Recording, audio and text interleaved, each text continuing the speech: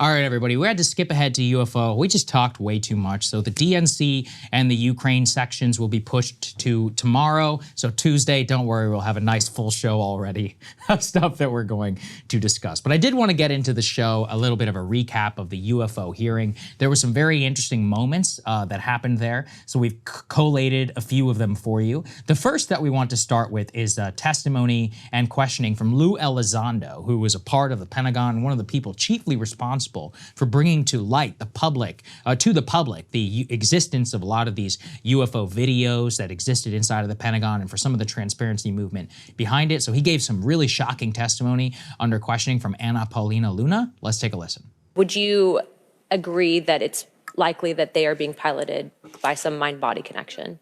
Ma'am, I think it is safe to presume here that they are being intelligently controlled because some cases seem to anticipate our maneuvers, and in other cases they seem to, I came across an email where the word stalked was used in a very secure email between Navy officers discussing their ships being pursued by a UAP. In our previous panel, we had Grush, and he had testified to say that some of these were interdimensional beings. Can you speak on that at all? Ma'am, I'm not qualified, certainly as a scientist or otherwise, to speculate points of origin. I looked at everything from a scientific perspective. So if you look at, for example, instantaneous acceleration, which was one of the observables of the program that I belong to, ATIP, the human body can withstand about 9 G-forces for a short period of time before you suffer negative biological consequences, blackouts and ultimately redouts and even death. Comparison, our best technology, the F-16, which is one of this older platform, but one of our most highly maneuverable aircraft, manned aircraft, made by General Dynamics, can perform about 17 or 18 G-forces before you start having structural failure, meaning that the airframe begins to disintegrate while you're flying. The vehicles we're talking about are performing in excess of 1,000, 2,000, 3,000 Gs. So are you, I guess, would it be safe to infer that they're living craft? I'm not prepared at this point to state for the record is something alive or not, because even that definition is hard. There was a time in science we thought that life required oxygen, and we now know that's not true. There are anaerobic bacteria that thrive in oxygen environments that lack oxygen. And so also same with photosynthesis. When I was in college, I was told everything is derived from photosynthesis as a form of energy. In reality, that's not true. There are things that live off of chemosynthesis. So we're constantly having to reevaluate our understanding of what the definition of life is. 3,000 Gs, let that one sink in there. And there's been some discussion previously, especially in regards to the Tic Tac incident. Let's also go to the next one here, because this is a really critical part of it. This is specifically about the GOP oversight and about some of the previous allegations that were happening in terms of budgeting and how previous ways that the Department of Defense can get around transparency and others is by piloting and pushing them through military contractors to avoid transparency, to avoid disclosure. It's also part of the reason the Pentagon literally cannot pass an audit. Let's take a listen to that section. To your knowledge, any communication with a non-human life form?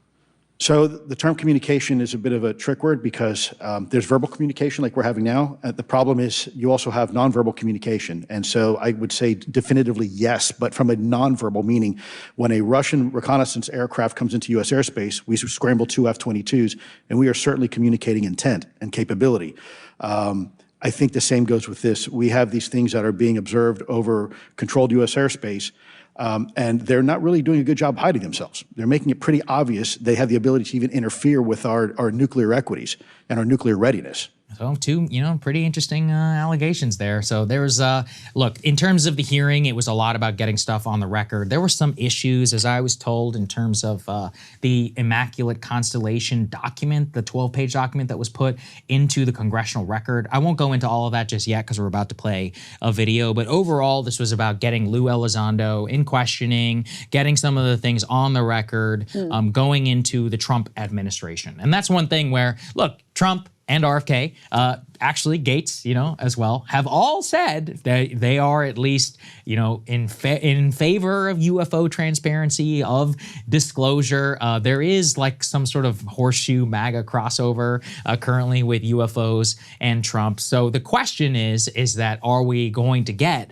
some of this to be released? Considering that Tulsi Gabbard's now going up for the ODNI position, it's certainly possible in some sort of transparency-laden effort to actually declassify a lot of these documents and actually just give it out to the general public. The other option is the permanent bureaucracy only burrows even further in, and you're not going to get anything. But nonetheless, it was very interesting to see some of this go on the record. Was there an effort during the first Trump administration to get him to release these documents, and why has he said that he didn't? So he said he did it at the request of Mike Pompeo, just like with the JFK. So let's, first with that.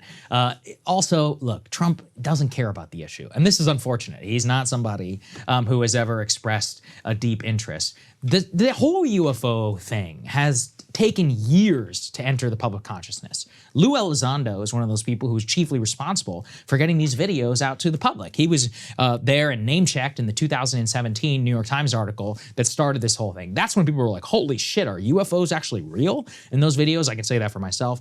The problem with the legitimization is people kind of just saw it and then just moved past. Lou Elizondo himself was out of the government. Then what happened, in the interim period of years is people like David Fravor came out and gave interviews.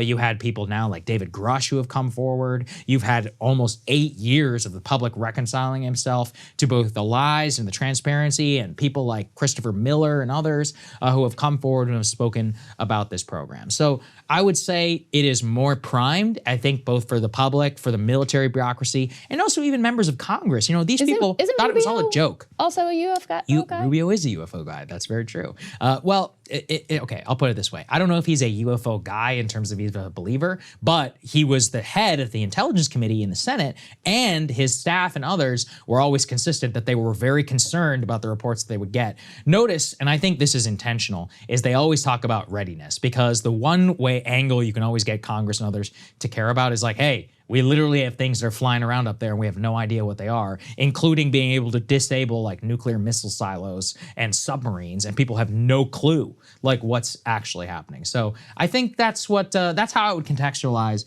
this hearing. I will end with this part, but again, I have to note that there were some issues with the enter of this into the record. So let's go ahead and get to Nancy Mace's questioning about the Immaculate Constellation program entered in the congressional record. Let's take a listen. There is a document that will be entered into the congressional record today.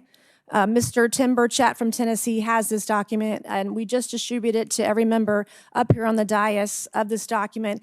But this is going to be the original document from the Pentagon about Immaculate Constellation that Michael Schellenberger delivered to Congress today. So thank you, Mr. Schellenberger, for this information. We are all reading it in real time now, and Mr. Burchett will enter it into the record. But 12 pages about this unacknowledged special access program that your government says does not exist. Like I said, in terms of that basically it's entered into the congressional record, but as I understand it, like I said, there were some issues regarding the enter of that into the record, and this is part of the controversy and things that have come out of it. My point just being that on the program itself, in terms of getting things into the congressional effort, this was an effort to try and to enter Michael Schellenberger's original report, in there so that people can read for itself. And because you want to get this stuff into the record, it allows for investigation, public transparency, which is the ultimate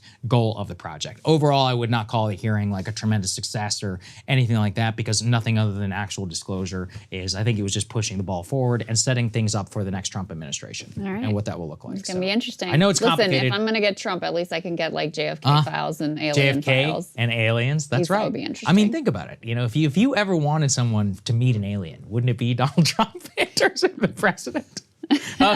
Who would you want? Which commander-in-chief? Definitely not Biden. I'm sure this is something that I've really thought that I'm prepared to opine on. I haven't really thought it through. If you want to go eat, there is a theory that Dwight Eisenhower once had a conference with aliens, but we won't get to that today. Hey, if you like that video, hit the like button or leave a comment below. It really helps get the show to more people. And if you'd like to get the full show ad-free and in your inbox every morning, you can sign up at breakingpoints.com. That's right. Get the full show, help support the future of independent media at breakingpoints.com.